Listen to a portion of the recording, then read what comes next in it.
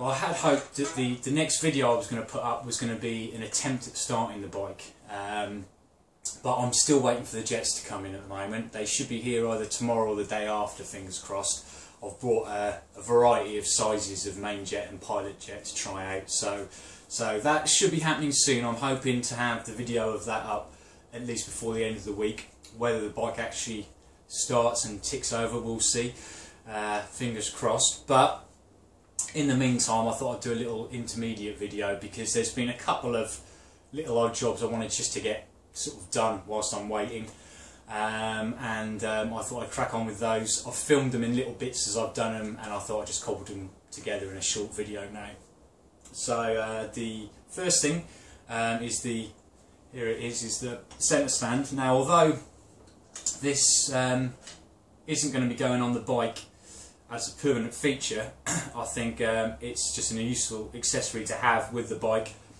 Whoever has it or whoever buys it or whatever happens to it in the future, it's going to be quite handy to have a centre stand with it, and it's not much drama to put it on either.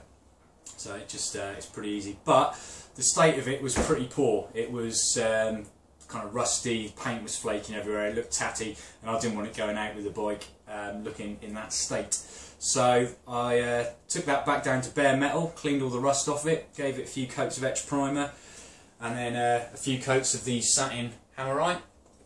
So that's now done and completed and looks presentable. So that was one ticked off the list. The other thing I wanted to do was the chain guard. Now, at the moment, I think it's done. I'm just having 5 minutes away from it to see if it needs any more or any changes doing to it. But I'm pretty happy with the way it is. So I think it's going to stay bare metal. I don't think I'm going to drill any holes in it. I think it is literally as is. I think it ties in nicely with the tank, but when I get the tank on there, I'll be able to have a look to see if that's how it's going to stay, if that makes sense. Yeah, I filmed my little messing around with it, so I'll splice that bit of footage in right now. Right, so I might just film a little bit of this. This is the chain guard whilst I'm waiting for the jets to come. I've taken the existing bracket that was there, and I've actually tapped the holes in there so I can just screw these Allen bolts straight in. They could stay there as the feature. I'll probably put a lock nut on the back as well just to be extra safe, but they actually look probably a little bit nicer than the rivets, I think. So I think those will stay on there actually, but it's just made it easier for me to get it in position and take it on and off and have a look. The front bracket at the front here, that is the original existing one.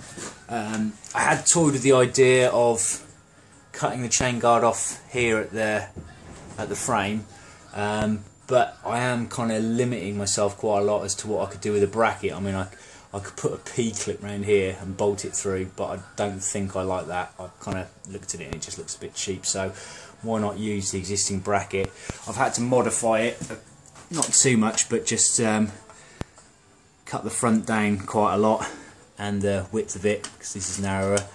But yeah, that's pretty much there now, and that's quite, you know, that can just be bolted in or riveted in at the top there.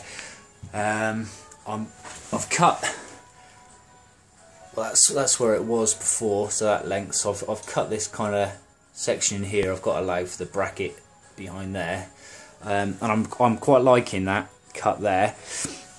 I've sketched out a possible thinning out there, only because these two holes here, which were riveted before, you know, for whatever bracketry was on there, are kind of there, and I can just lose them if I do that. So I'm trying to just make up my mind if I'm going to like that shape going up there. I don't really want to make the whole thing go too narrow down to there, because I think it's going to look too spindly. And this orange section here is where I'm thinking of cutting away this section. So I'll be keeping the little back piece there. So yeah, I figured I'd just throw that in there, see how we get on. Bit of video fodder. Rear bit shaped, and I think I like it. I think that's working okay. Yeah, I think I'm happy with that. So I'm just trying to decide now, do I just make that little, just cut out there? Well, you can't really leave two crappy holes there, can I? Go to rear section, notch that bit out there. Obviously I need to cut the bracket as well. Might even make up a completely different bracket actually. Not too keen on that, but yeah, I think it's looking okay. So I've decided to go for my own bracket, now riveted on the top, just so I can drop it down a touch, and it just looks a little bit less obtrusive. I think the chain guard's kind of done. I've just got to decide about the holes. Row of holes along there, maybe a few there. Ugh. It's looking really nice. I just don't want to mess it up now. And also, am I going to leave it bare metal? Oh, I can't decide on that either. But there we go. Just a little bit more of an update. And the other thing, the indicator brackets are obviously dry now, so I decided to mount those and put the front indicators on and get those wired in. So I'll throw in the little bit of filming that I did of that, and the extra little modifications, minor modifications I did to the rear ones just to make life a bit easier. So I'll throw that bit of filming in now.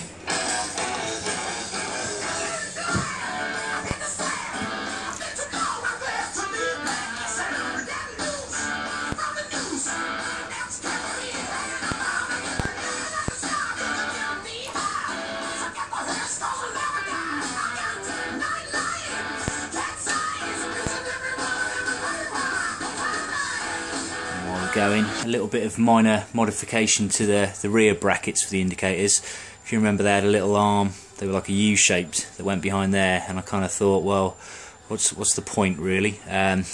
Just making life a bit more awkward because the whole top of the shock's got to come off if they come off. So I've cut and rounded those off there, so they're just an L shape now, which seems to make a bit more sense and works just as well. I haven't put the indicators on there yet. I've still got to get another set for the back, but that's going to be a straightforward plug-in when I get them, just using these types of connectors because they're all ready to go. And they're just the test ones. The other bit I've done really, I have finished the wiring at the front. The only thing I've got to do where I plan to put the horn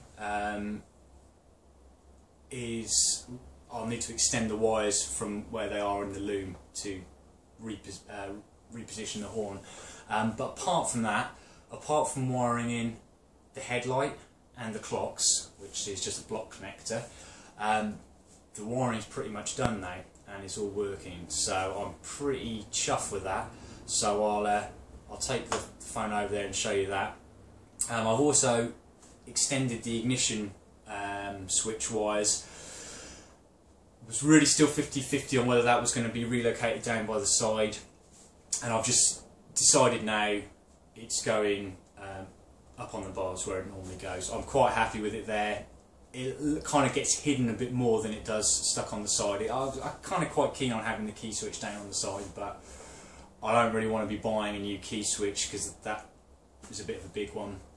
So that's staying there for the foreseeable. As you know, these things might change, but as it stands at the moment, it's pretty close. It's pretty close. So I'll show you those bits on the wiring. So there we go. That's the two for the horn. That's all I've kind of got left now. And there's that one there.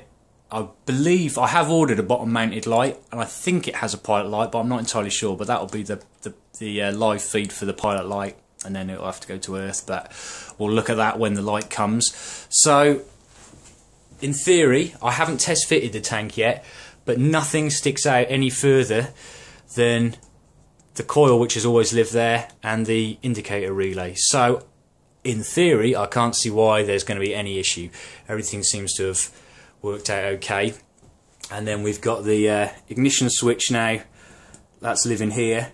And then all I did was just extend the wire in and then sleeved it in that kind of fabricy kind of heat shrink stuff. I needed to extend it by about I think it's about 7 inches or so, just to give me enough length to get it to where I've rerouted the plug underneath here.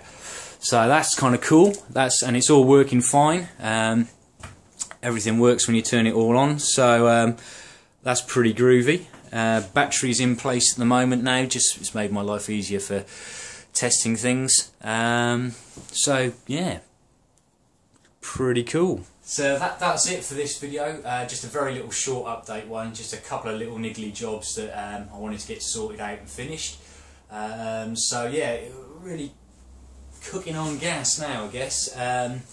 The next thing is going to be looking at the carb. That's the next biggie.